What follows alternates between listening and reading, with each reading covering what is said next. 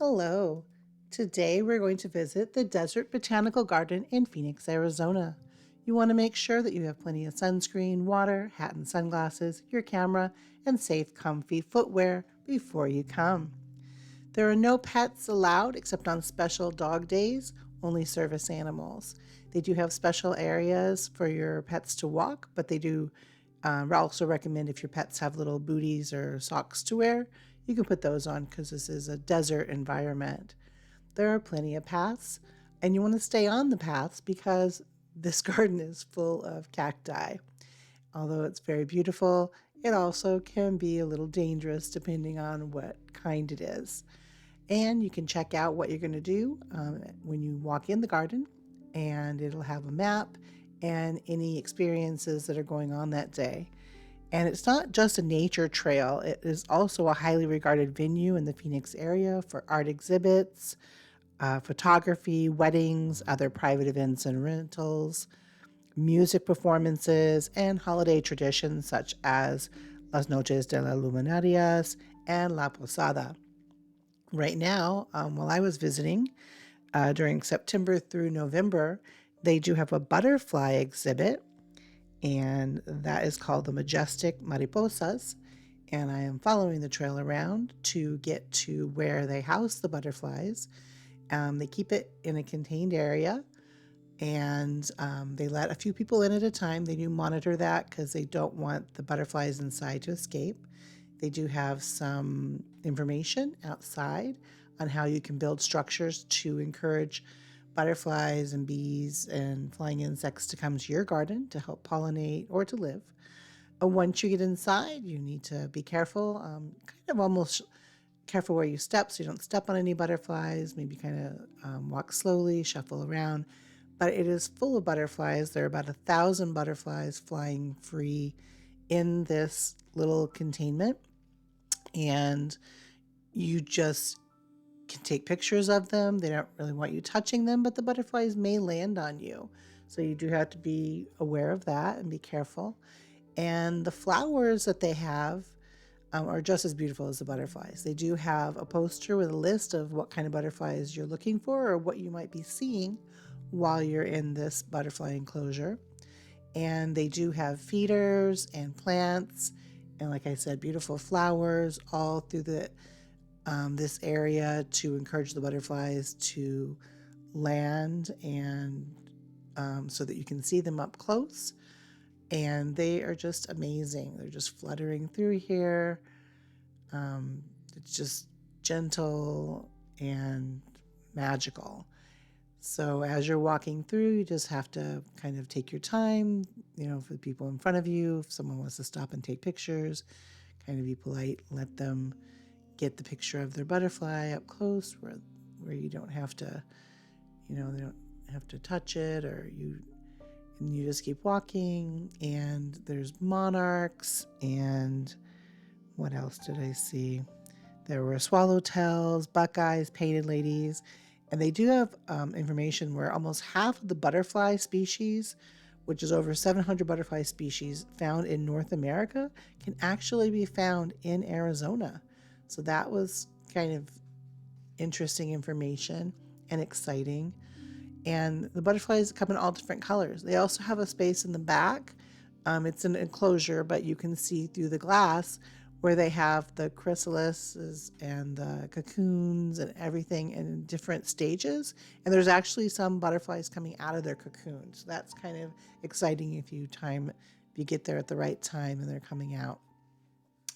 And once again, the flowers are just as beautiful as the butterflies in here. Lots of photo opportunities if you really like butterflies. There's a little tiny koi pond. And then you just take your time through here and enjoy nature.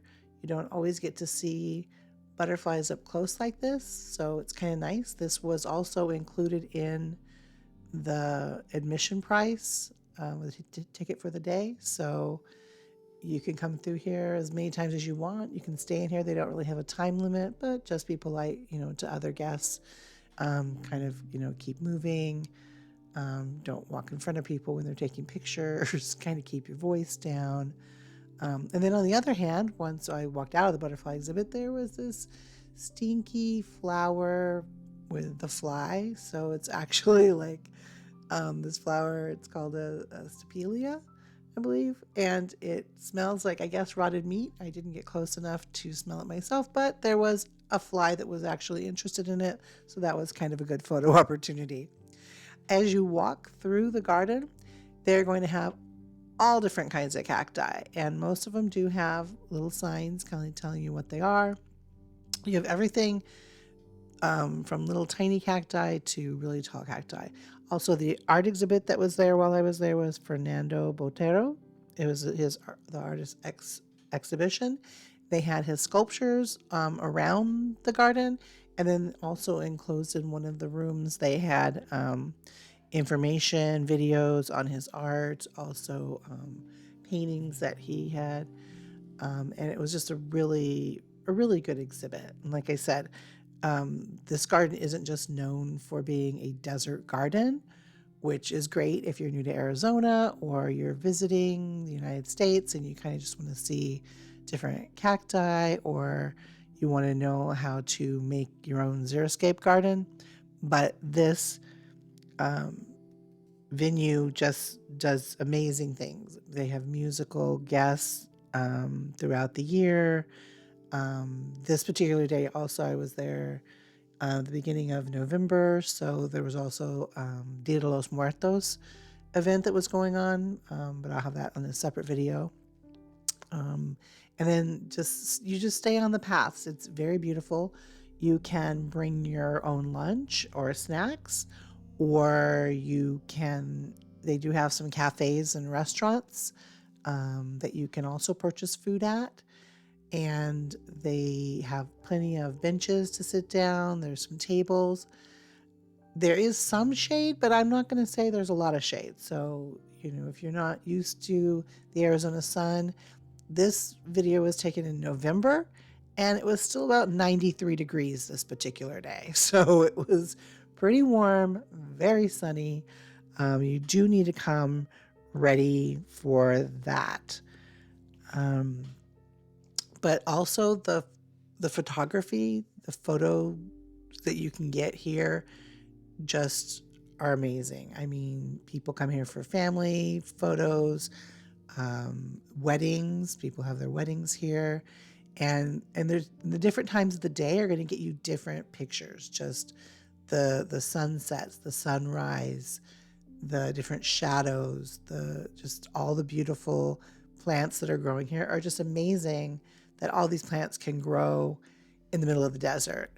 And this particular garden doesn't have a lot of water features. There's a couple little fountains that they have, like this little guy right here, with water running. But as far as like ponds or a lake or even a creek, there was not a lot of water. So for all of these plants, I mean, they obviously have drip systems and take care of their garden, that way. But this was just amazing and encouraging as an Arizona resident to see that you could actually have something grow in your garden if you have a house, or even, just on your windowsill or on your patio or by your front door.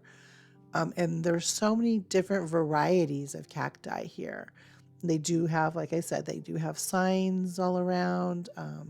They do have like the Oregon pipe cactus. They have the saguaro cactus, just anything you can imagine. And then the artwork. They have artwork throughout the park, a lot of glasswork, metalwork, sculptures, coverings like trellises. And it's just really amazing to see. They also have on their website, I don't think they have an app, but on their website, you can hook up your, they have a self-recorded, self-guided tour that you can use with your phone or your tablet and walk through the park listening to that, which is nice. They have this garden, which is amazing. They have basil, oregano, cilantro, parsley, sage, dill, all kinds of lettuces, kale, scallions, cauliflower, carrots, broccoli. All of this was growing. So, like, again, if you were a desert gardener or someone new to Arizona and you're like, well, nothing's going to grow because I live in the desert now. All of this stuff is growing in the middle of Phoenix. This is Phoenix, Arizona, central desert valley, and it's amazing. There's more sculptures through the garden that you'll see. Prickly pear. Kind of come back. This is kind of like the central Ramada area, like when you walk in, and then it kind of jets out the different ways if you follow the path. There's all kinds of storyboards which explain just cacti living in the desert, how things grow. The paths are they're just peaceful to walk along. They have more story information boards of the kind of animals and birds that you might see while you're walking in the garden. Usually you're going to see them more early in the morning or in the evening. I did see a quail. That was probably about the only wildlife I saw, other than some birds, like some little sparrows and stuff. But when it does get like to dusk, or if you're there early at dawn, you might see more animals. They come out during the cooler times in the desert. They do light up areas in the garden where they have the art, sculptures, the restaurants, because they do also have evening functions where they have musicians. They do have private events and musical performances that they do throughout the year. So you definitely want to check their calendar. Some of the stuff is included in your admission price, but other things are add-ons like classes, food tastings. Also, this garden is in Papago Park in Phoenix, so the views are beautiful. The sunset is amazing. And so I really highly recommend that if you get a chance to come visit the Desert Botanical Garden here in Phoenix, Arizona. It's an amazing sight to see.